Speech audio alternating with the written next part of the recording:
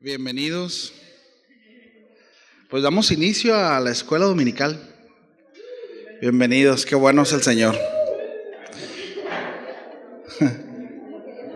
Qué bueno es el Señor, la verdad que es un privilegio, no quiero tomarme mucho tiempo, ¿sí? Nada más a manera de bienvenida.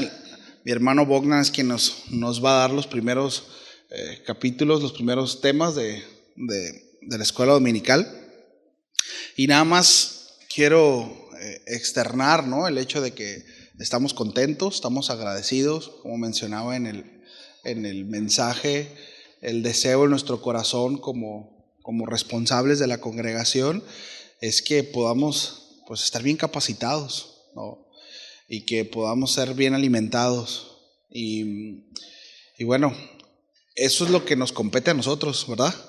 O sea, en cuanto a nosotros es eso, es prepararnos para poder dar un buen alimento, pero de aquí para allá esa es nuestra responsabilidad, ya de lo que entra de ahí para el corazón, ¿verdad? O como resolucione usted, ya eso es otro asunto, ¿sí? Sin embargo, doy gracias a Dios porque está aquí. Sé que no es sencillo, ¿no? Es complicado, es toda la semana y es un esfuerzo, pero vale la pena, vale la pena. Si estamos entendidos en que la palabra de Dios es lámpara, ¿verdad?, a nuestra vida, ¿verdad? Dice la palabra que esta es lumbrera a nuestro caminar. Entonces, bueno, bien haremos en usarla bien, ¿verdad? Déjenme leer 2 Timoteo 3, 16, 17, el texto que durante toda la serie pasada estuvimos leyendo y sé que ya se la saben de memoria, ¿verdad? Dice, toda la escritura es inspirada por Dios y es útil. Es decir, la escuela bíblica precisamente se va a tratar de eso, de enseñar Biblia, ¿sí? Y espero que Dios nos dé la gracia para poder hacerlo de una manera dinámica en donde podamos participar. Y es lo que esperamos, ¿va, Bogdan? Que podamos participar, es decir, que haya una participación de parte de ustedes también, ¿no? Es útil para enseñar, para redarguir, para corregir, para instruir en justicia, a fin de que el hombre de Dios, ¿cuántos hombres y mujeres de Dios hay aquí? Bueno, entonces este texto, ¿verdad?, se aplica a usted, a fin de que el hombre de Dios sea perfecto, enteramente preparado para toda buena obra. Entonces es un tiempo de oportunidad, ¿sí?, en donde podamos crecer, en donde podamos exponernos y en donde podamos retroalimentarnos también en gran medida, ¿sí? Así que le animo y le animo a que anime a otros, ¿sí? Gracias a Dios que usted está aquí, pero hay algunos otros hermanos que no están, que quizá no pueden y pues no se puede, pero hay quienes quizás sí puedan, ¿no?, y no quieran porque se le pegan las almohadas y las cobijas, ¿no? Y esa va a ser una tentación y una lucha constante con la que estaremos luchando todos, también yo y también Bogdan, no crea que nosotros no, también, ¿sí? Y no solamente para levantarse temprano, sino una lucha en el sentido de que tuvo que aplicar más tiempo. En el caso de que Bogdan va a predicar o va a compartir estos temas, se dedicó tiempo, le quitó tiempo, entiendan esto, le quitó tiempo a su esposa, a sus hijos, ¿sí?, por así decirlo. Ustedes se los dieron, ¿verdad, manita? Y todo eso lo digo a manera de conciencia, ¿sí? Es decir, no es usted la única persona que se va a esforzar, ¿no? En ese sentido es todos para poder crecer. Y quiero que demos gracias por eso, ¿sí? Vamos a dar gracias por este tiempo, vamos a dar gracias por la disposición de quienes van a estar participando en la escuela bíblica, que el Señor hable a nuestros corazones, que en nosotros también haya ese deseo por aprender más, ¿sí? Y sobre todo estar expectante de lo que Dios quiere hablarnos, ¿verdad? Y recibirlo con un corazón humilde y obediente, ¿sí? Bueno, vamos a orar. Señor, muchísimas gracias. Gracias por este tiempo. Gracias, Señor, por la oportunidad que nos das de poder abrir este espacio y compartir tu palabra, Señor, de una manera mucho más más sencilla, también donde podamos detenernos con detenimiento, Señor, en algunos casos, Padre, en donde la dinámica será distinta, y yo oro para que nos des gracia, Señor. Esta mañana ruego por mi hermano Bogdan, para que le ayudes, que le des gracia a compartir, Señor, el material que ha preparado. Confiamos en que eres tú quien ha de hablar a nuestros corazones, Señor.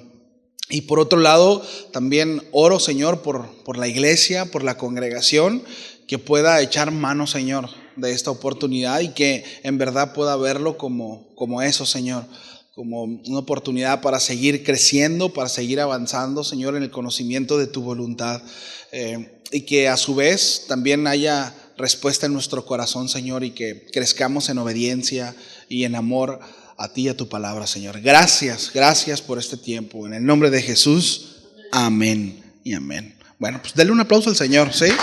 Manito.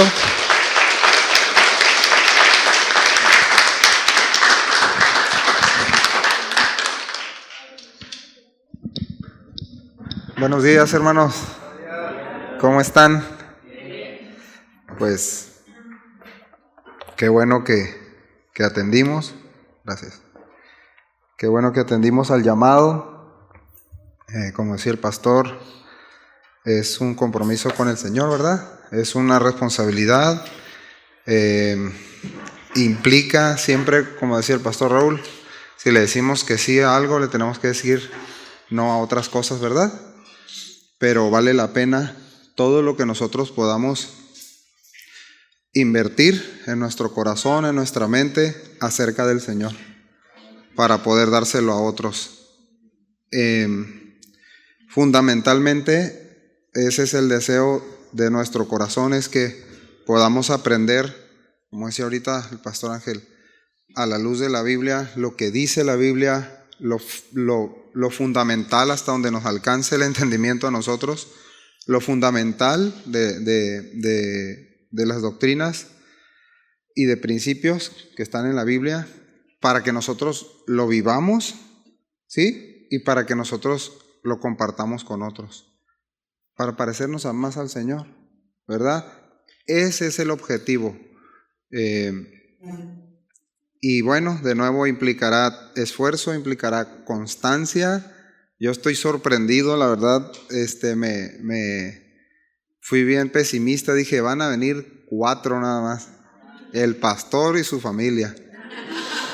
La verdad es que estoy sorprendido. Miren, gracias a Dios, yo sé que la mayoría de ustedes son servidores y están aquí temprano, pero algunos no, y qué bueno, esperemos que podamos permanecer constantes en esta parte, ¿verdad? Bueno, y antes de que, porque también necesito que ore por mí, antes de eso, quiero comentarle que se ocupa un orden en clase, ¿verdad? ¿Sí o no? Porque no es una predicación, hermanos, no quiero hacerlo, pero si estoy predicando me dicen, brother, estás predicando, pastor, ahí me corrigen, ¿no? Por favor. Hay un orden, como en todo lugar, se necesita un orden. Bueno, la dinámica va a ser que tenemos textos bíblicos y la idea es que cada uno de nosotros podamos traer Biblia, repita conmigo, Biblia, pluma y libreta, así como si de mira, trae rosa todo. Biblia, pluma y libreta. Digo, es recomendación. Si en su corazón dice yo no voy a traer nada, no lo traiga, está bien, ¿sale? Pero si usted es entendido y quiere hacerlo para agradar al Señor, hágalo, hermano, apunte todo, dudas, obviamente preguntas, quizá una aportación, lo haremos en orden, levantando la mano, ¿sí? Voy a solicitar obviamente que lean texto fuerte y claro, porque traemos la verdad bastantes textos y esa es la idea. Otra de las cosas importantes es que pues aprendamos más, a lo mejor usted ya sabe más, utilizar más la aplicación del celular que la Biblia en papel y físico. ¿Sí me explico? Entonces a veces es complicado, a veces hasta uno encontrar Ageo, Malaquías, ¿no? Bueno, Malaquías no, pero Habacuc, Sofonías, ¿no? Entonces sí familiarizarnos en la manera de lo posible con con el papel y la tinta de nuestra Biblia. Esa va a ser otra de las cosas importantes. Déjenme, me pongo los... Sí. Entonces, bueno. Obviamente también parte del orden es guardar silencio, ¿no? ¿Está bien? O sea, lo más calladitos que podamos hablar, si se tiene que levantar, salir sin problema, pero tratar de menos que podamos estar platicando, ¿va? Va, gracias. Obviamente cuando vayamos a compartir el texto adelante, si vamos a preguntar por ejemplos, usted puede decir, yo tengo un ejemplo, esto. Y algo ya para cerrar esto, algo muy importante es que sean, escuchen, respuestas sobre el tema, respuestas cortas, ¿sí? En la manera de lo posible. Ahí les encargo el ruidito, hermanita, con el paquete, porfa. Respuestas cortas, respuestas o preguntas también concretas sobre el tema. ¿Está bien, hermanos? ¿Les gusta la dinámica? ¿Están a gusto? Gracias a Dios. Qué bendiciones, son un montón y esperemos, pastor, va, que permanezcamos, ¿no? Sí. No, ahorita no, hasta el final del semestre. Mis hermanos, vamos a ver un video. Queremos que, a ver, pues ya empezamos a quebrantar las reglas, ¿eh? Miren, hermanos, yo soy bien buena onda, pero de repente me pongo serio. Vamos a poner un video que dura 5 minutos. A lo mejor alcanzo a avanzar muy poco en la clase, pero en verdad es importante que lo veamos y meditemos en él, ¿va? De cómo se inició esto. Durante mucho tiempo, las escuelas dominicales fueron la única forma en que las familias de clase trabajadora podían recibir educación. Este movimiento ha sido muy importante, principalmente dentro del protestantismo. Ha sido el principal vehículo para enseñar los principios cristianos y la Biblia a las nuevas generaciones durante siglos. Las escuelas dominicales ocuparon durante mucho tiempo el lugar de una escuela tradicional. Eran lugares donde los niños pobres podían aprender a leer y a escribir. El movimiento comenzó formalmente en Gran Bretaña en la década de 1780. La revolución industrial provocó que muchos niños tuvieran que ser empleados en fábricas. Las condiciones eran tan duras que muchos cristianos querían liberar a estos niños de una vida de analfabetismo. Hasta bien entrado el siglo XIX, las horas de trabajo eran largas. Las primeras restricciones legislativas modestas vinieron en 1802, cuando se limitó la jornada laboral de los niños a 12 horas. Este límite no se redujo nuevamente sino hasta 1844. Además, el sábado era parte de la semana de trabajo regular. El domingo, por lo tanto, era el único tiempo disponible para que estos niños recibieran algo de educación. Aunque la educación cristiana hacia los niños es tan antigua como el cristianismo mismo, el comienzo de la escuela dominical moderna se remonta a Robert Reich, dueño de un periódico en Gloucester, Inglaterra. Reich observó que los niños pequeños, oprimidos por la revolución industrial, podrían terminar en una vida delictiva si no recibían educación básica y cristiana. Así que la primera escuela cristiana para niños se abrió en 1780 con la cooperación del ministro anglicano de la iglesia local, aunque los laicos estaban a cargo. Las clases se llevaban a cabo en los hogares de los maestros. Después de 3 años, el escrito de Reich sobre las escuelas dominicales en Gloucester en su periódico despertó el interés nacional y el sistema se copió en todas las islas británicas. Algunos funcionarios de la iglesia se opusieron a las escuelas dominicales porque pensaban que la enseñanza interfería con la observancia adecuada del domingo, y otros no creían en la educación de los pobres porque podría conducir a una revolución. Eventualmente, sin embargo, las escuelas dominicales se asociaron estrechamente con las iglesias. Pronto el movimiento se extendió a Norteamérica también. Las denominaciones y las organizaciones no confesionales captaron la visión y enérgicamente comenzaron a crear escuelas dominicales. En décadas, el movimiento se había vuelto extremadamente popular. A mediados del siglo XIX, la asistencia a la escuela dominical era un aspecto casi universal de la infancia. Incluso los padres que no asistían regularmente a la iglesia generalmente insistían en que sus hijos fueran a la escuela dominical. La Biblia era el libro de texto usado para aprender a leer. Del mismo modo, muchos niños aprendieron a escribir copiando pasajes de las Escrituras. También se enseñaba doctrina básica, al igual que prácticas espirituales como la oración y el canto de himnos. Inculcar moralidad y virtudes cristianas era otro objetivo del movimiento.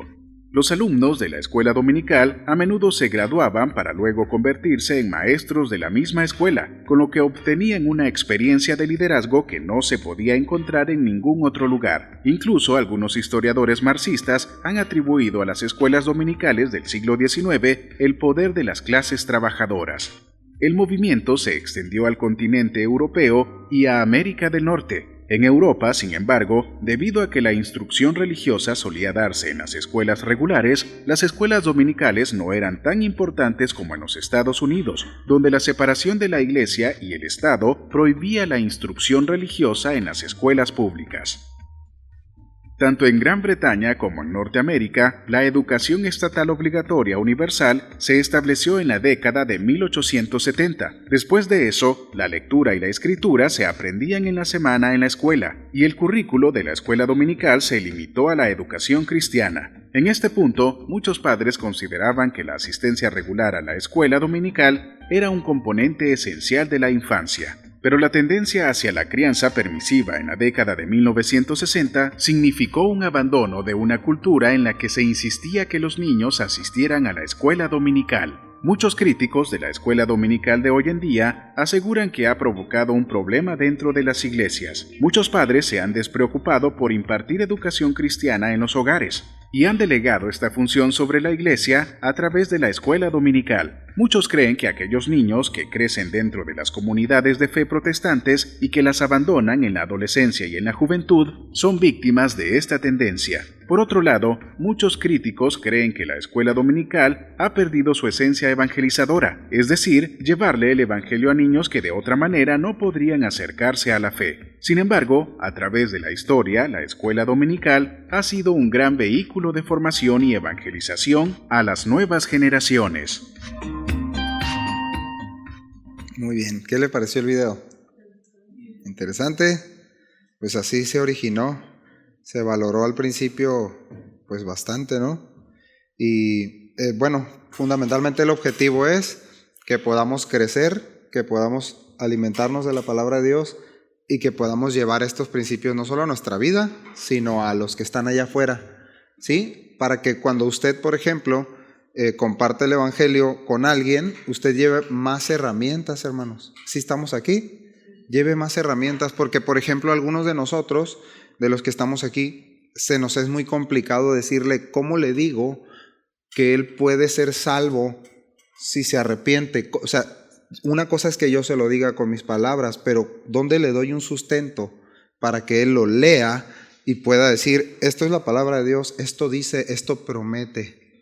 Y ahí dice que Él lo hará en tu vida, ¿no? El salvarte. Bueno, de esto se trata en gran medida. Aquí hay al menos Socorrito, no sé quién más es maestro o maestra en lo secular, ¿no? ¿Nadie más? Pues yo soy maestro pero de educación física y ni ejerzo. Y el asunto es que no pretendo exponer de una manera que a lo mejor usted diga, ay, la verdad es que no te entendí, me estoy esforzando bastante en este sentido y yo le pido que ore por mí. ¿Está bien? Para empezar, ¿sí? Gracias. Señor, muchas gracias de nuevo, gracias por esta mañana, gracias por cada uno de mis hermanos, gracias Señor, gracias por este tiempo, gracias por la respuesta de cada uno que se originó en ti, Señor, no en nosotros. Gracias, Señor, por la influencia de tu Espíritu Santo en nosotros para venir a adorarte en este tiempo, porque esto es adoración, adorarte, sentarnos a los pies de tu palabra, Señor, y poder aprender, y poder ser redarguidos, y poder ser desafiados, y poder ser animados, y poder ser consolados con tu palabra, porque es útil, Señor, es eficaz.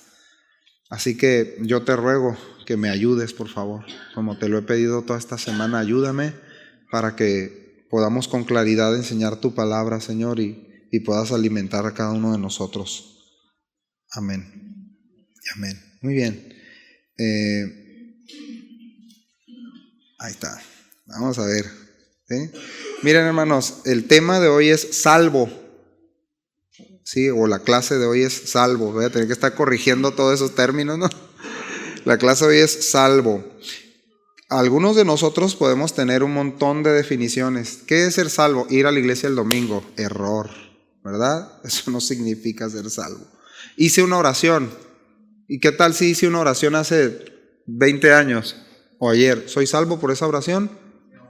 No. Pero, bueno, la verdad es que ustedes ya están bien avanzados, ¿no? En esos temas. Vamos a abrir nuestra Biblia en Romanos 10. Romanos capítulo 10, verso 8. En este caso, le pido a alguien con voz fuerte y clara, Socorrito, si nos puedes ayudar. ¿No puedes hablar? ¿Alguien más? José. Romanos 10, del 8 al 11, por favor. Más que dice, cerca de ti está la palabra, en tu boca y en tu corazón. Esta es la palabra de fe que predicamos. Que si confesáramos con tu boca que Jesús es el Señor y creyeres en tu corazón que Dios le levantó de los muertos, serás salvo. Porque con el corazón se cree para justicia, pero con la boca se confiesa para salvación. Ok, gracias. Básicamente con este texto nosotros fundamentamos que creer desde adentro y confesar a Cristo, el Señor garantiza salvación. Ahora, esto no quiere decir que si yo hago una confesión con mis palabras y digo o pienso que creí con mi corazón, automáticamente soy salvo. Lo iremos viendo que hay evidencias en la Biblia acerca de los que creen. ¿Sí? Hay evidencias. Eso es bien importante, evidencias. Pero lógicamente hay una respuesta a un mensaje. Aquí en Romanos 10 está hablando el autor sobre un mensaje que se da. ¿Y cuál es ese mensaje del Evangelio? La muerte y la resurrección de Cristo como único pago por todos los pecados de los hombres.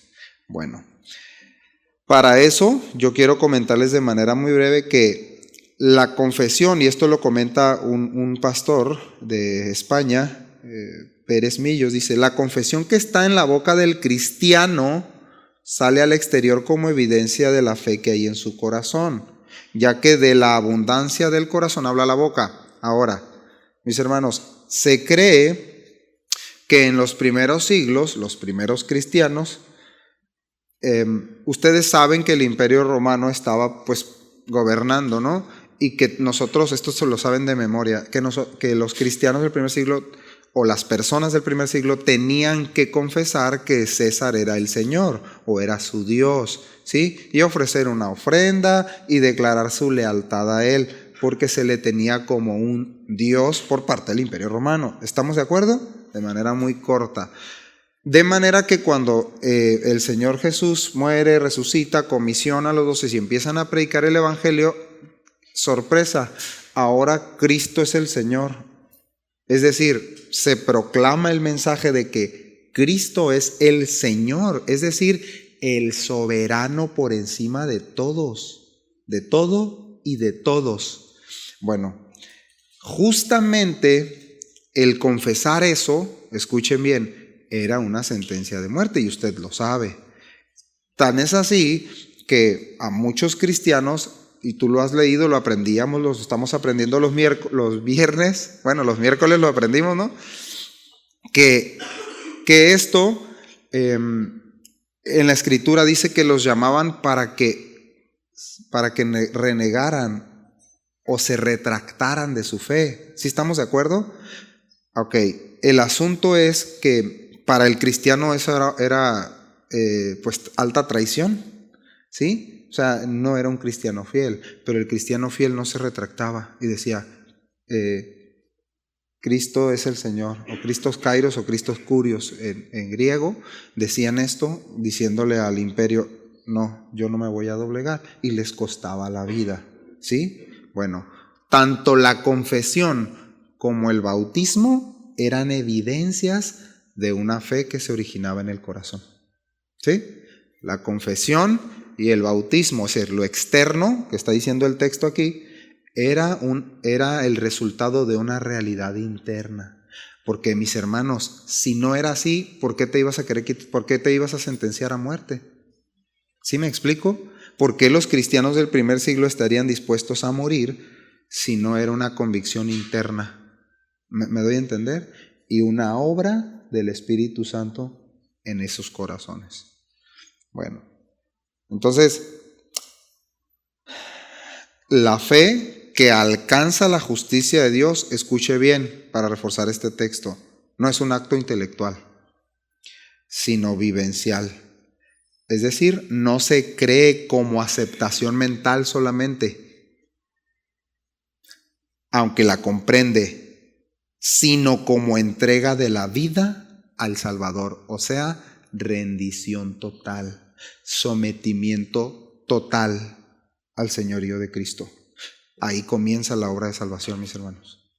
Si yo no creo, si yo no reconozco que Jesús murió, vivió, murió, resucitó, obviamente como pago, como único medio sustitutorio de nuestro pecado, si yo no creo eso que está revelado, eso que está anunciado en el Evangelio, yo no puedo ser salvo.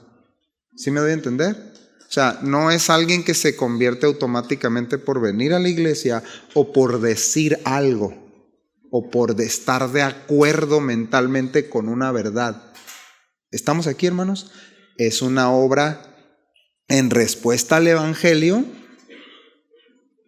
que produce arrepentimiento, produce fe, produce arrepentimiento, esa respuesta al Evangelio, y el Espíritu Santo hace una obra de nuevo nacimiento en el corazón. Escuche, es una obra integral. No es, primero hizo esto, luego me regeneró, luego me perdonó, No, es una obra integral del Espíritu Santo de la salvación, ¿sí? O sea, Cristo nos sumerge en Él, en su vida, el Espíritu Santo nos sumerge en Él, en Cristo, en su vida, nos hace nacer de Dios. Ahora ya podemos tener la naturaleza de Dios, nacidos de nuevo o nacidos de arriba, dice la Escritura. Lo tengo que tratar de puntualizarlo así, mis hermanos, porque esto es fundamental, ¿sí? Es fundamental. Si a alguien le surge, por favor, una pregunta, la puede hacer. ¿Sí? ¿Está bien? Bueno. Entonces, otro comentario al texto de este es: una confesión sin fe es una burla a Dios. Una confesión sin fe es una burla a Dios. Pero no es menos cierto que quien ha creído no puede dejar de confesar al Señor. O sea, ¿sí lo alcanzamos a ver, hermanos?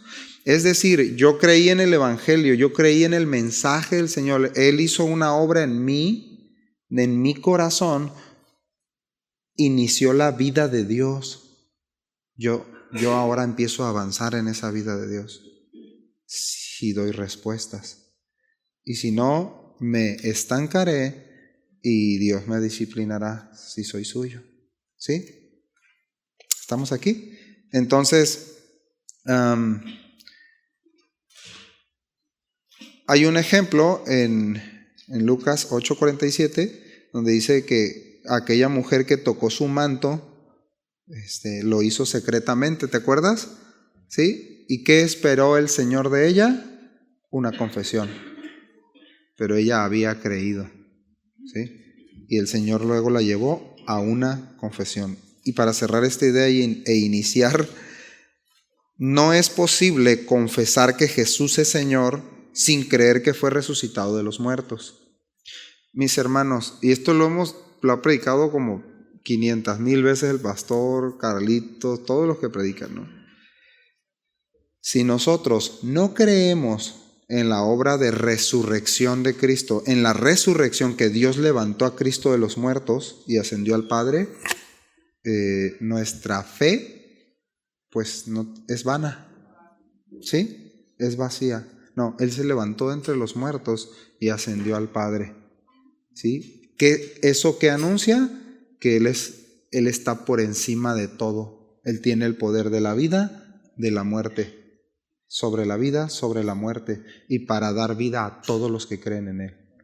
Soy la vida de Dios. ¿Sí? Entonces,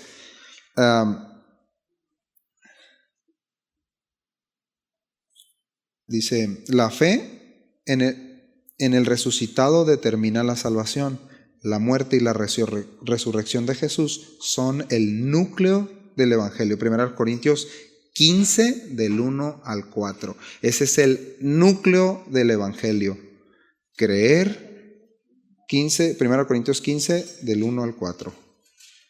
Eso es importante, por eso inicié con este texto que usted puede tener como base bíblica. Ahí está en la pantalla, es Romanos 10, del 8 al 11.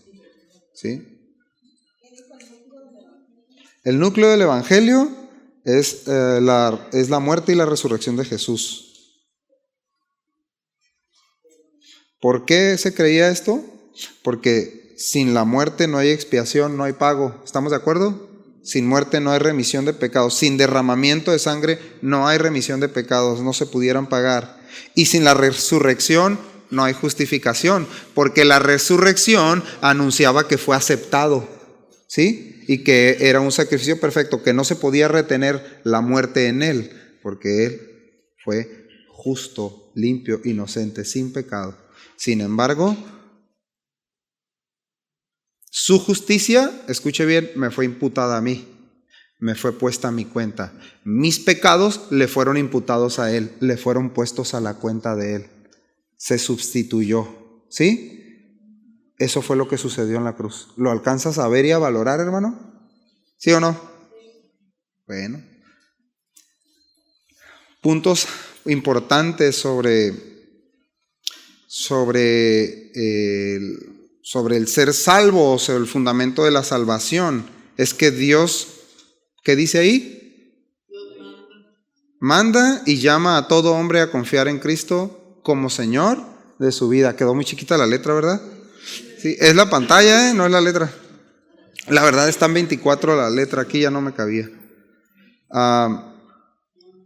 Dios demanda arrepentimiento en respuesta al Evangelio. Alguien que me lea rápidamente Marcos 1:15, por favor. Marcos 1:15.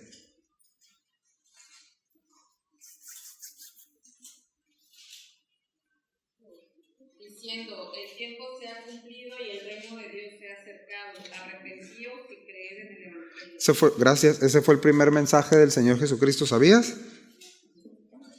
¿Sí? ¿Sabían o no? Arrepiéntanse y crean en el Evangelio, en las buenas nuevas, en el tiempo propicio que Dios estaba trayendo el reino de Dios. Otra de las evidencias de ser salvo es esta: la comunión con Dios a través de la oración y la lectura de la palabra de Dios. Ahora, esto, mis hermanos, es gradual. No todos empezamos orando 5 horas en la madrugada y leyendo 10 capítulos diarios, ¿sí o no? Esto va de acuerdo con la madurez personal de cada quien. ¿Estamos aquí, familia? Pero les digo algo, esto es vital, esto es fundamental. Por favor, atesorémoslo en el corazón.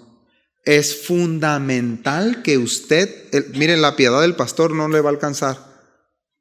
La piedad de su esposa no le va a alcanzar en la semana, ni a mí, a pesar de que es bien piadosa. Mis hermanos, por favor, elementos clave de la salvación o de alguien salvo es esto que acabamos de leer. Comunión con Dios a través de la oración y la lectura de la palabra de Dios. No estamos hablando de cantidades ni de capítulos, hermanos, pero debe de haber comunión y debe de haber meditación en la palabra de Dios. ¿Cuántos comemos todos los días? Miren, no vayan a decir que no, porque damos testimonio. Bueno, de la misma manera necesitamos nuestra comunión con Dios y necesitamos alimentarnos del pan de vida, ¿sí? Y este es este proceso el que muchos, a veces por mucho tiempo lo malentendimos, la santificación. Alguien de manera muy breve que me pueda decir qué entiende por santificación. A ver, ¿alguien más? Muy bien, apartados. Para un propósito especial. ¿Qué más? Mantenerse limpio. ¿Limpio de qué? Espiritualmente. A ver, otro ejemplo. Limpio de mente y de espíritu.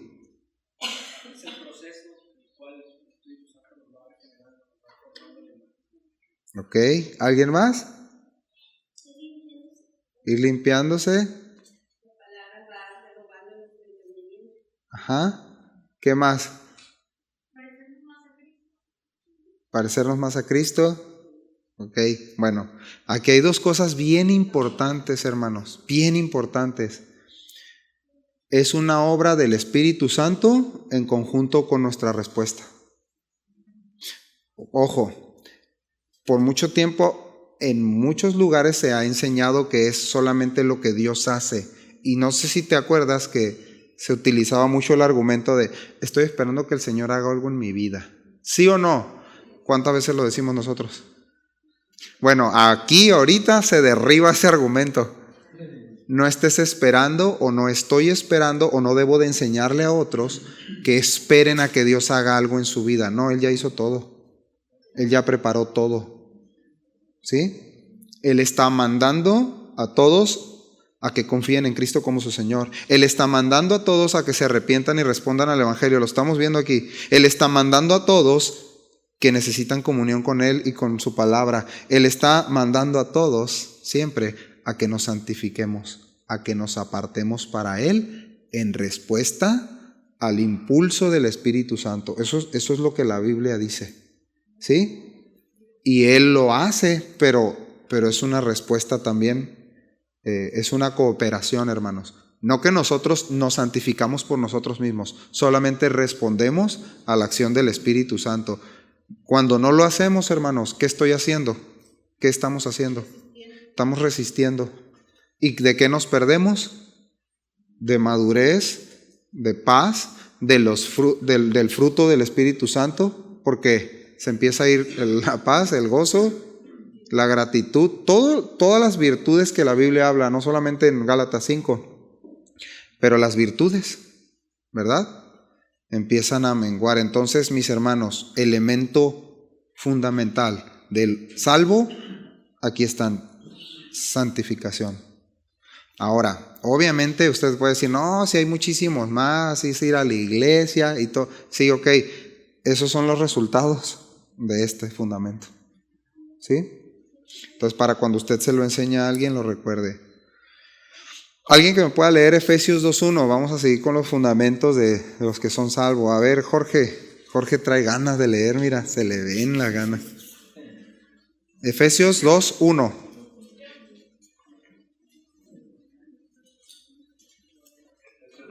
Ahorita sigues tú.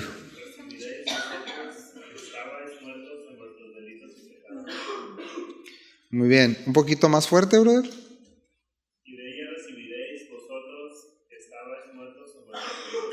Bueno, alguien que lo lea en Reina Valera 60, Efesios 2.1. O si lo puedes. Ajá. Gracias. Él nos dio vida a nosotros cuando estábamos muertos en nuestros delitos y pecados. A ver, ¿por qué se trabó esto?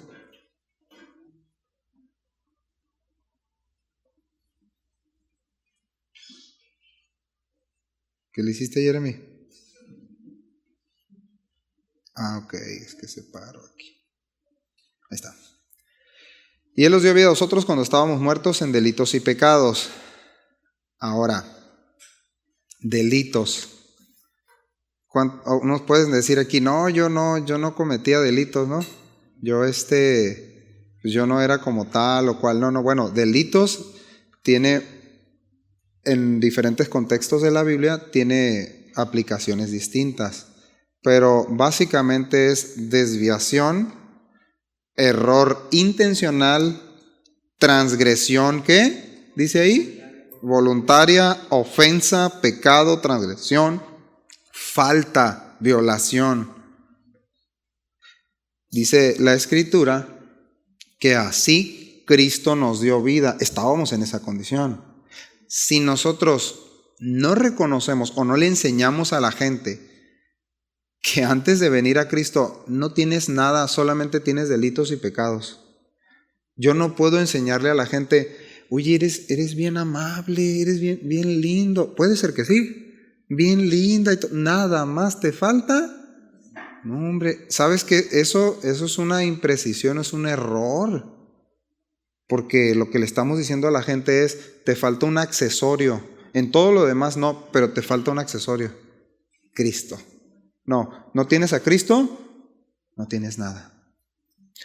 Porque la Escritura dice que estábamos ya en condenación, en muerte, en separación eterna de Dios. Solamente era cuestión de tiempo. Pecado.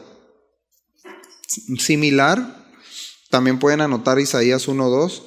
Habla de transgresión, habla de un pie que traspasa obviamente límites, siempre en relación con la ley de Dios.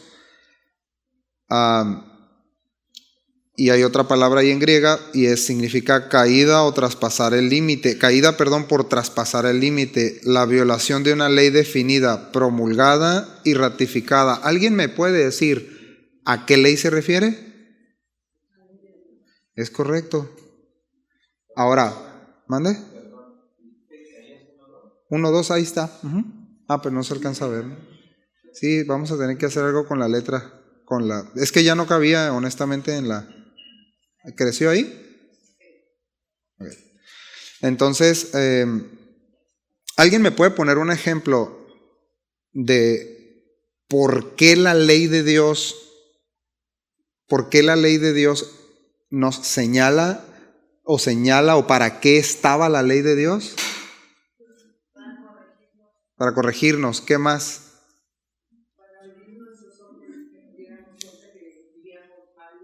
Muy bien. Enseñarnos. Ajá. Bueno, la ley, gracias, sí. La ley nos señala, la ley nos acusa, la ley muestra nuestra condición. Ahorita el pastor en la mañana me dio un texto muy bueno en Isaías, ahorita se lo doy. Es Isaías 1, pastor. Sí, Isaías 6, Isaías 6, y solo le quiero leer el verso 5, Isaías 6, 5. Esto es bien interesante. Entonces dice Isaías, entonces dije, Isaías dice, ay de mí que soy muerto, porque siendo hombre inmundo de labios y habitando en medio de pueblo que tiene labios inmundos, han visto mis ojos al Rey Jehová de los ejércitos. Bueno, esta es la respuesta a la reacción, el entendimiento de alguien que ha visto y se le ha revelado parte del trono o de la gloria de Dios. Ojo, hermanos, eso es acuérdense, parte del trono o de la gloria de Dios. ¿Qué predicó Jesús en Marcos 1:15? Lo leímos. Arrepiéntanse y crean el Evangelio, o arrepiéntanse porque el reino de los cielos se ha acercado. La respuesta, otro indicio del que es salvo es que su respuesta al Evangelio, a la palabra de Dios, es que mira su condición. ¿Me doy a entender, hermanos? Hay falsas conversiones al cristianismo. Le voy a explicar una. Una persona que llegó a la iglesia, y ese día que llegó a la iglesia, él traía una situación con su papá o con su mamá o con su esposa muy difícil. Se predicó el pastor un mensaje muy profundo, como siempre, y le habló al corazón, y él se sintió, oh, gracias Señor, sí me hablaste, mira, voy a corregir esto. Y él lloró y se sintió bien, en paz, ¿no? Y bueno, y se quedó ahí. Y va y se solucionó su matrimonio, o su hijo, lo que sea, la relación que traía. Y ya nunca regresa. Pregunta, ¿da una evidencia de que fue salvo? Pero lloró, pero confesó aquí, pero dijo, sí, yo acepto al Señor. ¿Han visto esto ustedes? Quizá algunos de nosotros lo vivimos, pero ahora ya a lo mejor ya nacimos de nuevo. Pero sí. Sí. Y también puede haber sido una respuesta legítima mental al mensaje. O sea, estoy de acuerdo, me habló, me ubicó y todo eso, pero yo quería solución. Es un ejemplo de miles, pero yo quería un alivio y lo tuve. Y se solucionó. ¿Me corrigió? Sí. Y fui y corregí cositas. ¿Me explico? Pero no hay evidencias.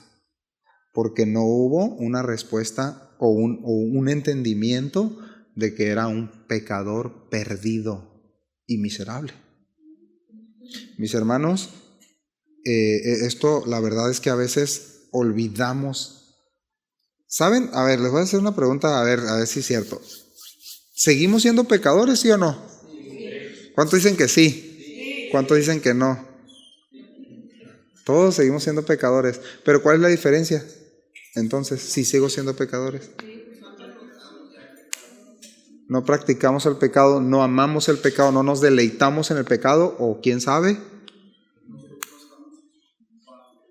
Así es correcto. No estamos bajo la influencia que corrompe, que es el pecado, bajo el poder del pecado, y lo dice creo que Romanos 8, aquí lo traigo anotado. Entonces ya no vivimos bajo esa ley y ya somos redimidos, y sí pecaremos mañana, pasado, más tarde, con nuestra mente, acciones, pensamientos, pero no es nuestro estilo de vida, no respondemos a la ley de vida que hay dentro de nosotros. Sí tenemos una lucha, ¿sí o no?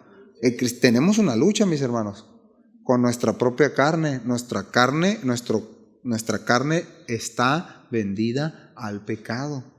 Sí estamos aquí y tenemos que luchar. De ahí está la batalla.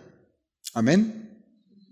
Entonces, bueno, para no salirnos del tema, la importancia, mis hermanos, de estos elementos. Estábamos en delitos y pecados. Una persona que no se sabe pecadora, no se sabe tan mala, ese concepto errado de nosotros a veces de yo no anduve, nunca tomé 2 de Chocomil, fue lo más fuerte que me tomé. Carlitos me dijo que eso le pasó. Lo más fuerte. Mis hermanos, sin Cristo, aunque hubiésemos sido éticamente correctos o moralmente correctos, sin Cristo somos el objeto de la ira de Dios. Somos por no tener al Hijo, por no tener la vida del Hijo. ¿Entendemos esa parte? Bueno, eso dice la Escritura. El alma que pecare esa morirá, y cada uno de nosotros daremos cuenta de sí, cuenta de nosotros. Esto es bien importante para el proceso de la salvación. No somos cristianos por herencia. Y les voy a platicar algo muy cortito. Ya casi vamos a terminar. Llevo 3 diapositivas, pero está bien, no tenemos prisa, ¿verdad? Hace poquito, no sé si ya la platiqué, pero ahí va. Rita estaba platicando con Gadiel y Santiago y diciéndole, no, pues yo cuando estaba pequeña, pues sí fui a la iglesia católica y todo esto, y por algunos años. Y Gadiel estaba así con los ojos así, con los ojones así. Y dijo, o sea que todavía soy católico. Dijo él. Mis hermanos, no es por herencia que somos cristianos, Jóvenes y niños que nacieron en la iglesia, ustedes no son cristianos si no han reconocido y se han arrepentido de sus pecados. No lo son. Inclusive si hay adultos aquí que dicen, es que yo desde que tengo uso de razón en la iglesia, y me gustan los cantos, y me gustan las prédicas, a algunas, y me gusta esto, y estoy bien con las alabanzas y todo. Hasta ahí. Escúchenme bien, hermano, esto es bien importante. Pero mi vida hasta ahí llega. Pero no me pidas que me relacione con ella, con él, con aquel. No, hasta ahí. Yo nada más les comento, ¿hay evidencia entonces de la vida de Dios dentro de nosotros? Esto es para meditar, hermanos. Porque la vida de Dios dentro, tú ves a los hombres dando testimonio, diciendo, ellos, mira cómo se aman. ¿Sí me explico? Mira cómo viven, cómo se aman. Hasta ahí tenemos un desafío muy grande para meditar, ¿no? ¿Por qué no cambia esto? Otra vez.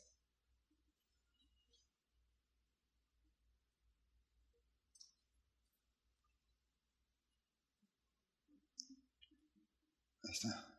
¿Cambió? Ok. Esto, otra definición pues de pecado en el Nuevo Testamento es esto: errar en el blanco intencionalmente, moralmente, y no participar del premio por errar en el blanco. Esas definiciones ustedes se las saben de memoria, ¿verdad?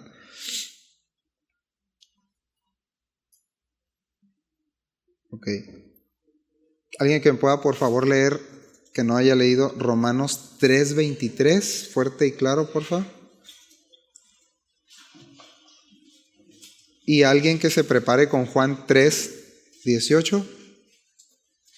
Nomás me avisa quién se va a preparar con Juan 3:18 para Romanos y pastor con Juan. Rodo. Cuando todos pecaron y están destituidos de la gloria de Dios. Gracias. Gracias. El que cree no es condenado, pero el que no cree ha sido condenado porque no ha creído en el nombre del unigénito Hijo de Dios. Gracias. Ok. Pregunta aquí, ¿en qué condición nos encontrábamos antes de que Cristo nos salvara? Muertos, alejados, en condenación. Aquí están los textos. Efesios 2, lo acabamos de leer, estábamos en delitos y pecados. Esa era nuestra condición. Según Romanos 3:23 que leyó Rodolfo, todos hemos pecado. Todos estamos lejos de alcanzar la gloria de Dios. No se puede. Juan 3:18, ¿lo puede leer, pastor, de una vez? ¿Otra vez? Por favor, escuche. El que en él cree no es condenado, pero el que no cree ya ha sido condenado porque no ha creído en el nombre del unigénito Hijo de Dios. Gracias. Entonces, ¿cuál es? A ver, pongamos atención. ¿Cuál es la condenación entonces? Es no creer, es no poner nuestra confianza, es decir, no responder al pago enviado del Padre, a la propiciación que es el Hijo. ¿Sí? ¿Me explico? No, pero es que yo voy a estar en otra celda en el infierno porque yo nomás nomás me drogaba tantito, pero no era tanto como el otro. Condenación eterna sin Cristo. Entonces, eso es importante a la hora de compartir con sabiduría, que la gente pueda saber cuál es su condición. ¿Sí? ¿Qué dice la Biblia acerca de eso? Entonces, bueno, ya contestamos aquí la pregunta de cuál es la condición. Aquí se me puso doble, no importa. Y ya con esta idea voy a terminar. Nos vamos a quedar aquí en esta diapositiva. Este es un término, escuche bien, muy utilizado pues en teología. El pecado original es un término que se refiere al defecto universal en la naturaleza humana causada por la caída, que implica la pérdida de la justicia original y la distorsión de la imagen de Dios, según el diccionario bíblico Lexham. Ahora, pecado entonces, en último término, siempre es una ofensa contra el carácter santo de Dios. Por tanto, aquí, a ver, yo les lanzo una pregunta. Hasta aquí le vamos a dejar. Yo les lanzo una pregunta.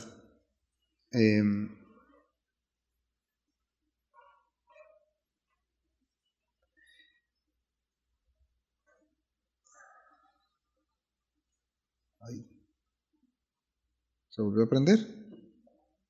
No, sí. La pregunta es, ¿quiénes están entonces, o cómo puedo ubicar, que una persona está en condenación? ¿Cómo le puedo hacer ver que está en condenación? A ver, pensemos.